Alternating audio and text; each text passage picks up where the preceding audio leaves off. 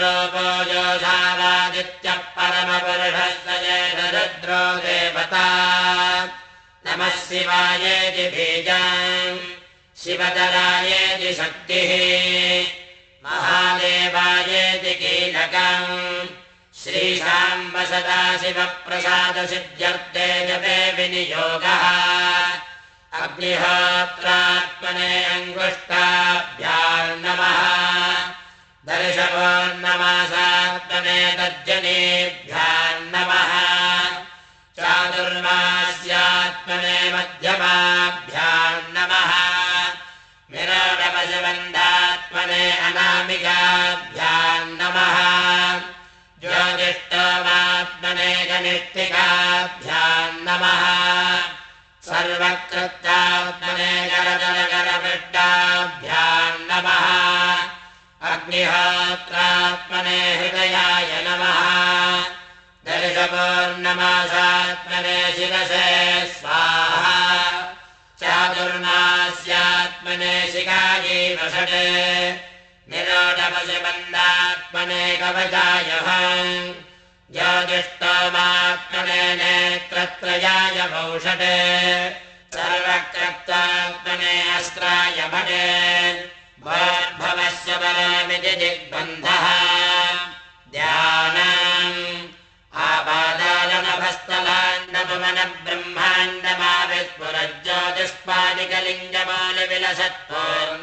आपादालनभस्तलाण्डपवनब्रह्माण्डमाविस्फुरज्योतिष्पादिकलिङ्गमालिविलसत्पूर्णेन्दुमान्वामृतैः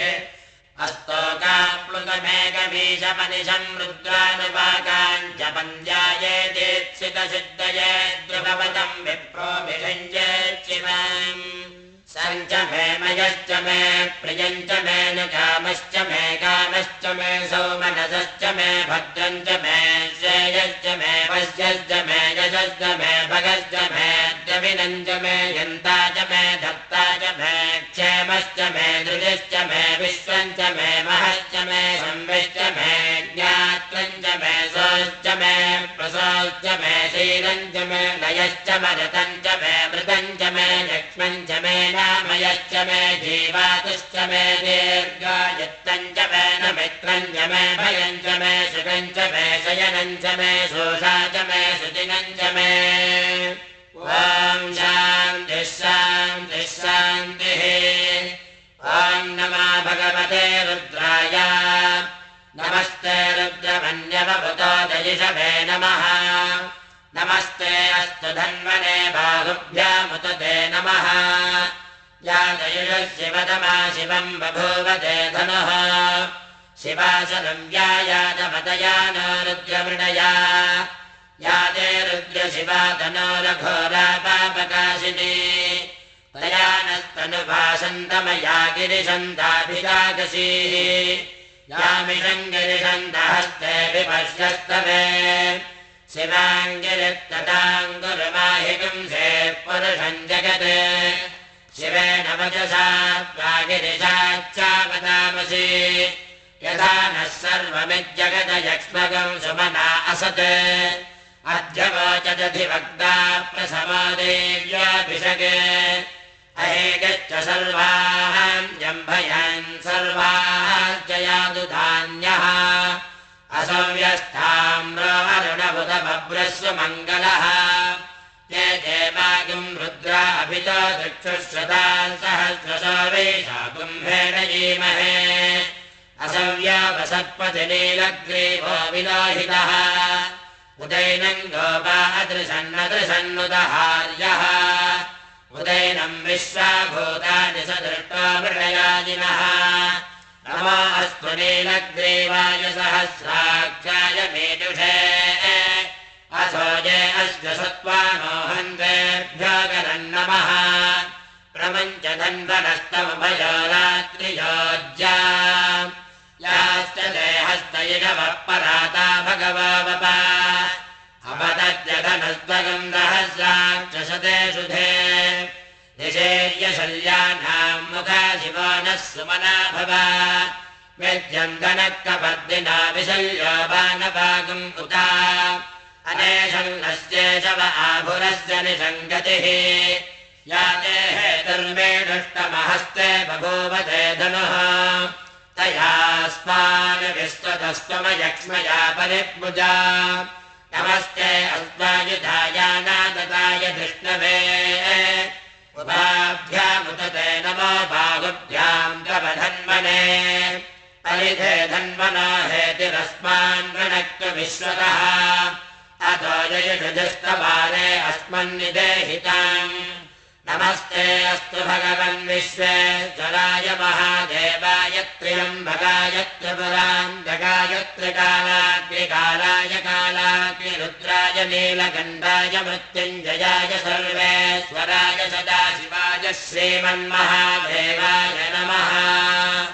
नमो हिरण्यबाहवे सेनान्ये दिशाञ्चपतये नमो नमः वृक्षेभ्यो हरिकेशेभ्यः पशूनाम् पतये नमो नमः स्वस्मिञ्चराय द्विषेवदेवधीनाम् पतये नमो नमः बभ्रुषाय विव्याधिनेन्नानाम् पतये नमो नमो हरिकेशायोपवीतिने वृत्तानाम् पतये नमो नमः भवस्य हेत्यै जगताम् पतये नमो नमः रुद्राय तथा क्षेत्राणाम् पतये नमो नमः सूताय हन्यायमनानाम् पतये नमो नमो रोहितायस्तपतये वृक्षाणाम् पतये नमो नमः मन्त्रिणे वालिदाय कक्षाणाम् पतये नमो नमः भवन्तये वारिवस्कृताय औषधीनाम् पतये नमो नमः उच्चैर्घोषाय कृण्वयते मत्तीनाम् पतये नमो नमः कृत्सवेदाय धावते सत्त्वनाम् पतये नमः नमः सहमानाय निर्व्याधिनः व्याधिनीनाम् पतये नमो नमः ककुभाय निषङ्गिने एनानाम् पतये नमो नमो निषङ्गिने युधिमते तस्कराणाम् पतये नमो नमः वञ्चते परिवञ्चते स्थायूनाम् पतये नमो नमः निषेधवे परिचरायारण्यानाम् पतये नमो नमः श्रीगादिभ्यो जिगातम् सभ्यो वर्धताम् पतये नमो नमः मध्यो नक्तरभ्यः प्रगृन्दानाम् पतये नमो नमः उष्णेशिरे गिरिशराय पुलञ्जानाम् पतये नमो नमः यशमध्यो धन्वादिभ्यश्च वो नमो नमः आतन्वानेभ्यः प्रतिगधानेभ्यश्च वो नमो नमः आयच्छद्भ्यो विसृजद्भ्यश्च वो नमो नमः स्यद्भ्यो विद्यद्भ्यश्च वो नमो नमः आसीनेभ्यः शयानेभ्यश्च वो नमो नमः स्वपद्भ्यो जाग्रद्भ्यश्च वो नमो नमस्तिष्ठद्भ्यो दावद्भ्यश्च वो नमो नमः सभाभ्यः सभापतिभ्यश्च वो नमो नमः अश्वेभ्यः सपतिभ्यश्च वो नमः नमः व्याधिभ्यो विविध्यन्तेभ्यश्च वो नमो नमः पुगणाभ्यश्च गंहतेभ्यश्च वो नमो नमः वृक्षेभ्यो वृत्सपतिभ्यश्च वो नमो नमः व्राजेभ्यो व्रातपतिभ्यश्च वो नमो नमः गणेभ्यो गणपतिभ्यश्च वो नमो नमः विरूपेभ्यो विश्वरूपेभ्यश्च वो नमो नमः महद्भ्यः क्षुल्लकेभ्यश्च वो नमो नमः ऋषिभ्यो रथेभ्यश्च वो नमो नमः रथेभ्यो रथपतिभ्यश्च वो नमो नमः सेनाभ्यः सेनानिभ्यश्च वो नमो नमः क्षत्रिभ्यः सङ्गृहेतृभ्यश्च वो नमो नमः स्पक्षभ्यो रथकालेभ्यश्च वो नमो नमः कुलालेभ्यः कर्मालेभ्यश्च वो नमो नमः पुञ्जिष्टेभ्यो निषादेभ्यश्च वो नमो नमः यशकृभ्यो धन्वतभ्यश्च वो नमो नमः मृगयेभ्यः शनिभ्यश्च वो नमो नमः स्तभ्यः समदिभ्यश्च वो नमः नमो भवाय च रुद्राय च नमः सर्वाय च पशुपतये च नमो नीलग्रीवाय च सुधिगन्धाय च नमः कपर्दिने जंव्यक्तकेशाय च नमः सहस्राक्षाय च शतधन्वने च नमो गिरिशाय च सुविभिन्नाय च नमो मेरुट्टमाय च सुमते च नमो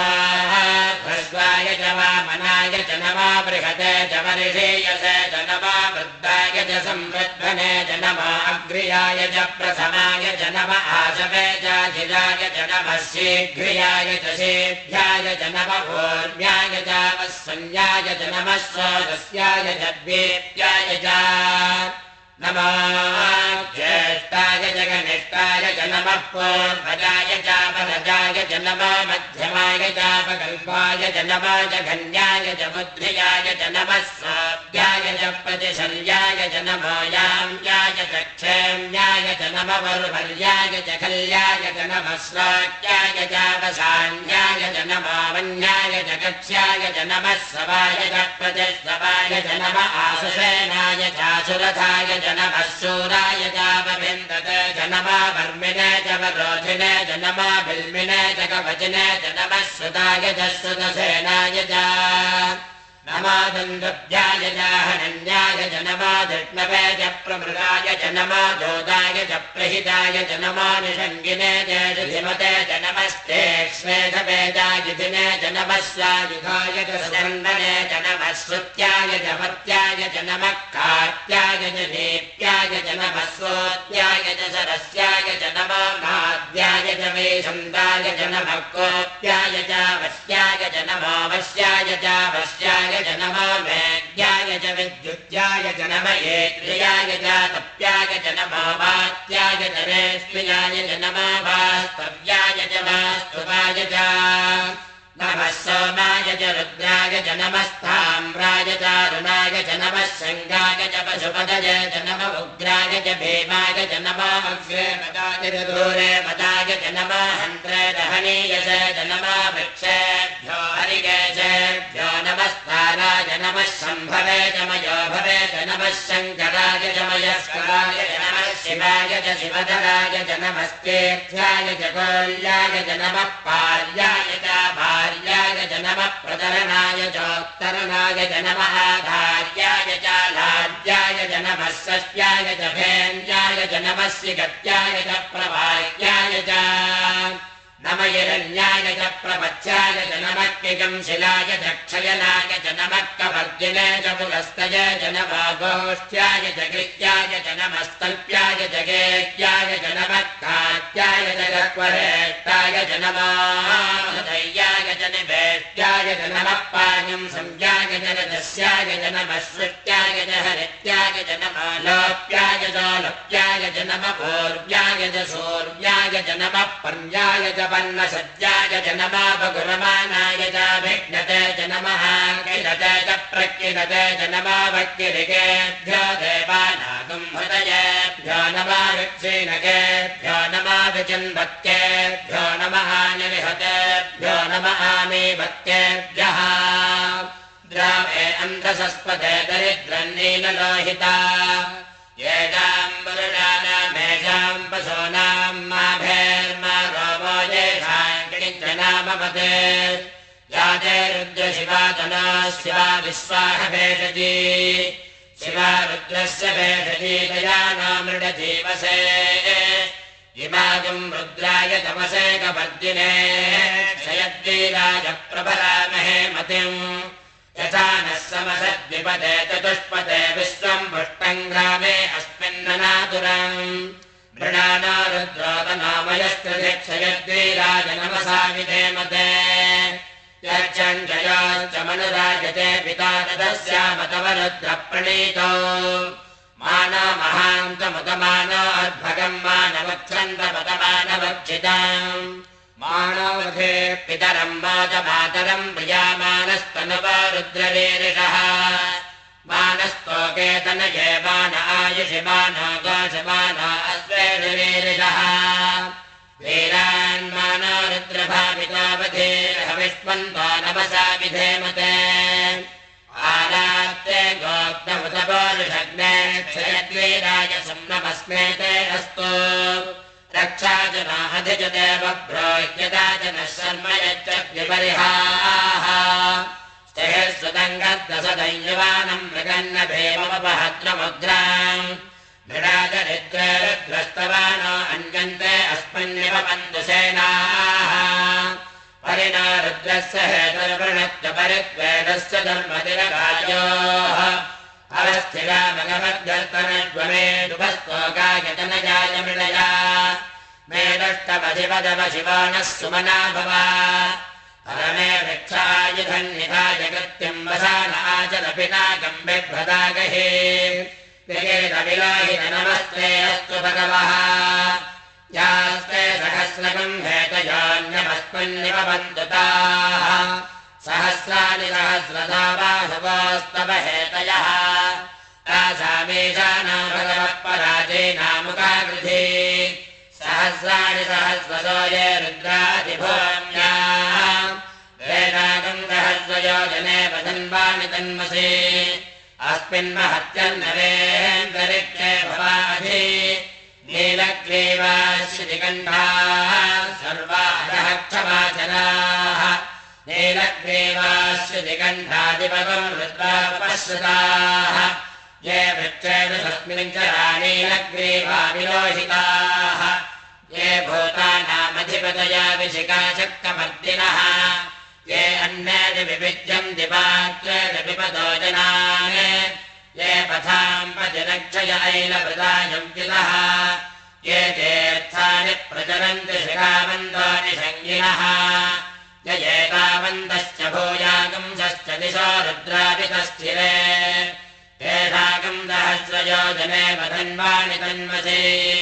नमा रुद्रेभ्यो ये पृथिव्याम् येऽन्तरिक्षे ये दिवि येषामन्नम् वातो वनिरमिषपस्तेभ्यो दश प्राचेर्दश दक्षिणा दश प्रदेशेर्दशो देशेर्दशोर्ध्वास्तेभ्यो नमस्ते नामृणयन्तु तेयन्विष्मारज्जनाद्वेष्टितम् भोजम् भेददामे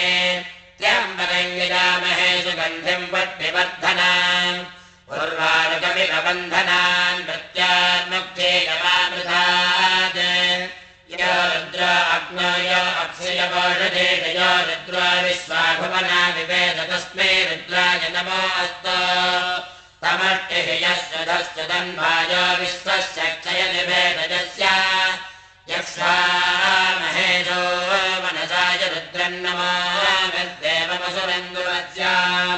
अयम् मे हस्तो भगवान् अयम् मे भगवत्परः अयम् मे विश्वभेदयोगिम् शिवाभिमर्शनः ये ते सहस्रमयुसम्पासामत्योमत्याजहन्तवे तानि यज्ञस्य मायया सर्वानवयजामहे मृत्यवे स्वाहा मृत्यवे स्वाहा ॐ नमो भगवते रुद्राय विष्णवे मृत्युर्मे पाहि प्राणानाम् गन्धिरसि रुद्रो वा विशाञ्जगः एनान्येनाप्यायस्व नमो रुद्राय विष्णवे मृत्युर्मे पाहि ॐ शान्तिः शान्तिः शान्तिः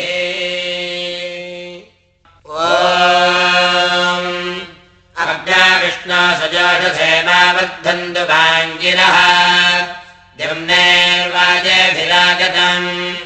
वाजश्च मे प्रसवश्च मे प्रयतिश्च मे प्रसिद्धिश्च मे धीतिश्च मे क्रतुश्च मे स्वरश्च मे स्वागश्च मे श्रावश्च मे श्रुतिश्च मे ज्योतिश्च मे शुभश्च मे प्राणश्च मे पानश्च मे व्यानश्च मे शुश्च मे चित्तञ्च म आधीतञ्च मे वाक्च मे मनश्च मे चक्षुश्च मे श्रोत्रञ्च मे तक्षश्च मे बलञ्च भवाजश्च मे सहश्च म आयुश्च मे जलाज म आत्मा च मे मनोश्च मे शर्म च मे वर्म च मेऽङ्गानि च मे स्थानि च मे परोगम् च मे शरीराणि च मे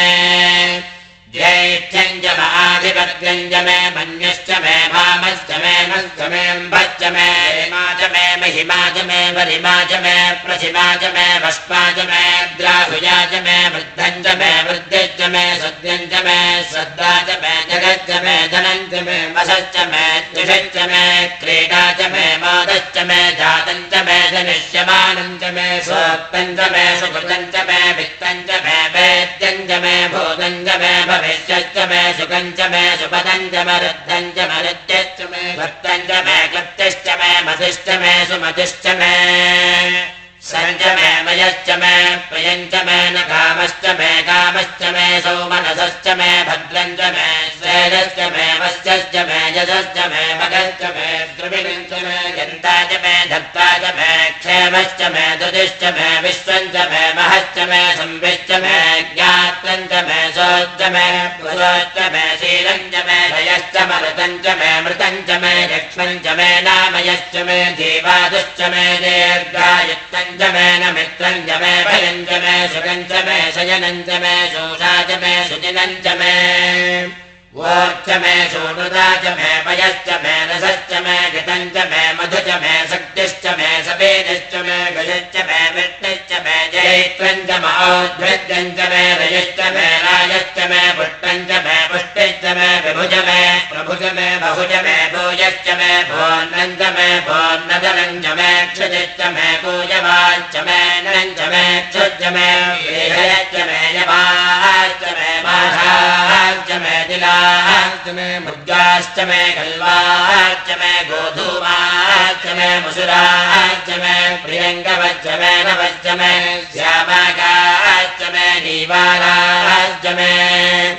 अस्माच मे मृत्तिकाच मे गिरयश्च मे पर्वताश्च मे शिखताश्च मे वनस्पतयश्च मे हिरण्यम् च मे यश्च मे शीसम् च मे तपश्च मे श्यामम् च मे लोहम् च मे अग्निश्च महापश्च मे वेरुधश्च मवोषधयश्च मे कृष्णपद्यम् च मे कृष्णपद्यम् च मे ग्राम्याश्च मे पशवारण्याश्च यज्ञेन कल्पन्ताम् वित्तम् च मे विद्यश्च मे भूतम् च मे भूतिश्च मे वसु च मे वसतिश्च मे कर्म च मे शक्तिश्च मे अर्थश्च मयेमश्च मयितिश्च मे गतिश्च मे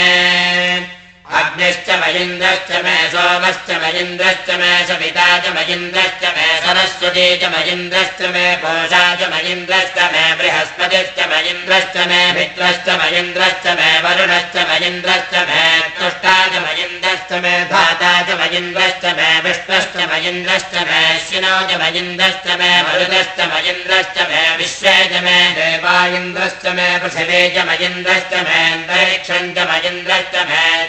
च मयिन्द्रश्च मे दिशश्च मयिन्द्रश्च मे मोग्धा च मयिन्द्रश्च मे प्रजापतिश्च मयिन्द्रश्च मे अगुंसश्च मे रश्मिश्च मेधाभ्यश्च मेधिपतिश्च मम भागुंसश्च मेऽन्तर्यामश्च महेन्द्रवाचपश्च मे मैत्रावरुणश्च महार्जनश्च मे प्रतिप्रस्थानश्च मे शुक्रश्च मे मन्थी च महार्जनश्च मे वैश्वदेवश्च मे ध्रुवश्च मे वैश्वानरश्च मरुदग्रहाश्च मे दिग्राह्याश्च मेन्द्राग्नश्च मे वैश्वदेवश्च मे मरुद्गदीयाश्च मे माहेन्द्रश्च महादित्यश्च मे सावित्रश्च मे सारस्वतश्च मे पौष्णश्च मे वाग्मीपदश्च मे हार्योजनश्च मे कीर्तश्च मे बर्हिश्च मे वेदश्च मे दुष्टिजाश्च मे दुजश्च मे तपसाश्च मे ग्रावाणश्च मे स्वरवश्च मम परमाश्च मे दिशवने च मे त्रोणकलशश्च मे वायव्यानि च मे भूतमिश्च माधवनीयश्च महाग्नेयम् च मे हविद्धानम् च मे गृहाश्च मे सदश्च मे पुरोडासाश्च मे पचताश्च मे मभुजश्च मे सकाकारश्च मे अग्निश्च मे घर्मश्च मे अर्कश्च मे सूर्यश्च मे प्राणश्च मे मेधश्च मे पृथिवी च मे दितिश्च मे दितिश्च मे द्यौश्च मे शक्वरीरङ्गलया दिशश्च मे यज्ञेन कल्पन्तामृश्च मे साम च मे स्तोमश्च मे यजुश्च मे दीक्षा च मे तपश्च मरुतश्च मे व्रतम् च मे होरात्रियोत्याबृहद्रतन्वरे च मे यज्ञेन कल्पेताम् गर्भाश्च मे वत्साश्च मे त्रविश्च मे त्रिवे च मे नित्यवाच्च मे नित्योहि च मे पञ्जाविश्च मे पञ्जावी च मे त्रिवत्सश्च मे त्रिवत्सा च मे निर्यवाच्च मे निर्योहि च मे वर्धमाच्च मे वट्टोहि च मे वक्ना च मे वशा च वर्णवश्च मे वेहश्च मे लड्वाञ्च मे धेनश्च महायुर्यज्ञेन कल्पताम् प्राणो यज्ञेन कल्पताम् अपानो यज्ञेन कल्पताम् ज्ञानो यज्ञेन कल्पताम् चक्षुर्यज्ञेन कल्पताम् विश्वात्वम् यज्ञेन कल्पताम् मनो यज्ञेन कल्पताम् वाग्यज्ञेन कल्पताम् आत्मा यज्ञेन कल्पताम् यज्ञो यज्ञेन कल्पताम् एका च मे तिस्रश्च मे पञ्च च मे सप्त च मे नव च मयेकादश च मे त्रयोदश च मे पञ्चदश च मे सप्तदश च मे नवदश च मयेकविंशतिश्च मे त्रयोविंशतिश्च मे पञ्चविंशतिश्च मे सप्तविंशतिश्च मे नवविंशतिश्च मयेकत्रिंशश्च मे त्रयस्त्रिंशश्च मे चतुर्दशश्च मे अष्टौ च मे द्वादश च मे षोडश च मे विंशतिश्च मे चतुर्विंशतिश्च मे अष्टाविंशतिश्च मे द्वात्रिंशश्च मे षट्त्रिंशश्च मे चत्वारिंशश्च मे चतुश्चत्वारिंशश्च मे अष्टाचत्वारिंशश्च मे वाजश्च प्रसवश्चाभिजश्च क्रतुश्च जुवश्च भोग्धाचं व्यश्नियज्ञाञ्जाजनज्ञाञ्जश्च भौवनश्च भुवनश्च भुवनश्चाधिपतिश्च देवहर्मनुर्यज्ञने बृहस्पतिरक्षा पदानि सकं च षड्विश्वे देवा सोक्तवाच पृथिविमा धर्मामाहिकं सेर्मधुमलिष्ये मधुजनिष्ये मधुभज्यामि मधुमदिष्यामि मधुमदें देवेभ्यो वाचमुज्जासकं शुश्रूषेण्यां मनुष्येभ्यस्तं मा देवा अवन्तु शोभाये पितरोऽनुमदन्तो ॐ शान्तिः शान्तिः शान्तिः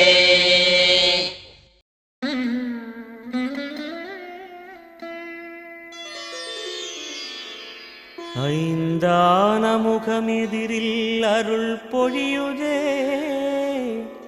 அனலான மலை காண மனம் குளிருதே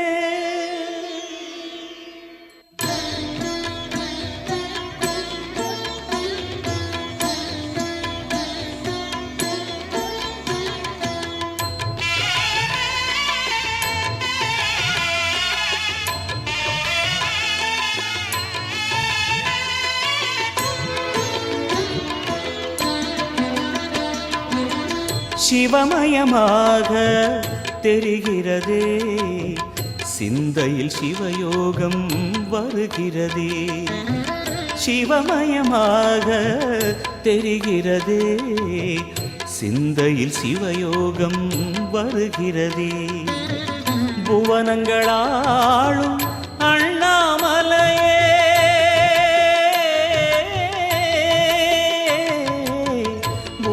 புவனங்களாளும் அண்ணாமலையே எனது விழிகளில் காணும் பொழுதிலே மாறிடுதே மனம் ஊறிடுதே அண்ணாமலையானே எங்கள் அன்பில் கலந்தோனே உண்ணாமுலை நாதா எங்கள் உள்ளம் நிறைந்தோனே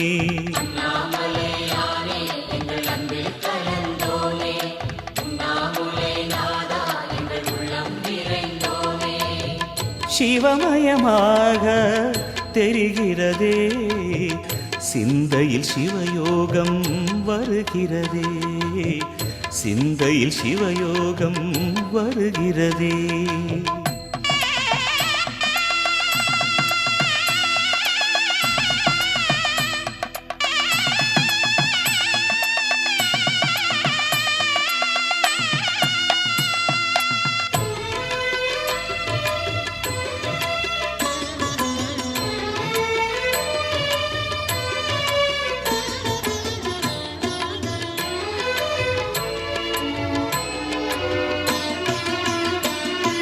யுகம் நான்கு தாண்டியே முகம் வேறு காட்டியே யகம் யாவும் ஆழ்கின்ற அருணாச்சலா யுகம் நான்கு தாண்டியே முகம் வேறு காட்டியே ஜெகம் யாவும் ஆழ்கின்ற அருணாச்சலா சத்தியம் நீதான் சகலமும் நீதான் நித்தியம் என்னில் நிலைப்பவன் நீ